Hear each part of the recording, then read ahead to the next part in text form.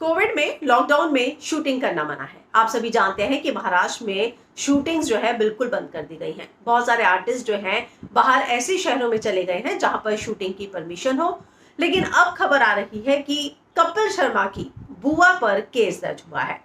ये पिछले हफ्ते में तीसरी घटना है जब आर्टिस्ट पर केस दर्ज हुआ है। कौन है ये और क्यों हुआ है इन पर केस दर्ज, मैं हिना कुमावत फिल्म विंडो पे आपको बताऊंगी। जिम्मी शेरगिल, गिप्पी ग्रेवाल और अब कपिल शर्मा में उनकी बुआ का किरदार निभाने वाली उपासना सिंह, इन पर केस दर्ज हुआ है।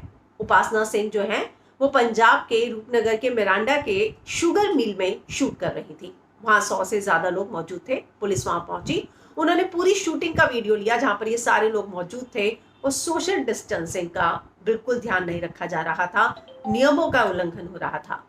परमिशन के कागजात मांगे गए, वो भी मौजूद नहीं थे।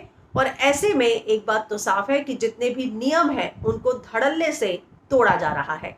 लेकिन दुख की बात यह है कि ये लोग सभी जो है यूथ आइकॉन हैं और इनके कई लाखों करोड़ों में फॉलोअर्स हैं।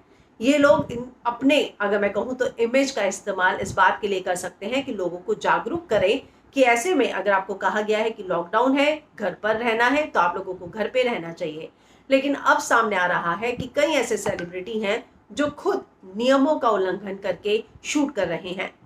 जिम्मी शेरगिल के बाद गिप्पी ग्रेवाल और अब उपासना सिंह पर भी केस दर्ज हुआ है और उनके पास से पेपर भी नहीं मिले। तो ये वाकई में एक बहुत दुखद घटना है कि अगर सभी की सेफ्टी के लिए इस तरीके के कुछ रूल्स लगाए गए हैं तो उनका सच में पालन होना चाहिए। और जब इस तरह के केसेस सामने आते हैं तो वाकई में हम ये सोचने पर मजबूर हो जाते हैं कि इनको अगर सेलिब्रिटी का दर्जा दिया जाता है वो इसलिए दिया जाता है और इनसे उम्मीद भी की जाती है कि ये लोग जो है समाज के लिए कुछ करें।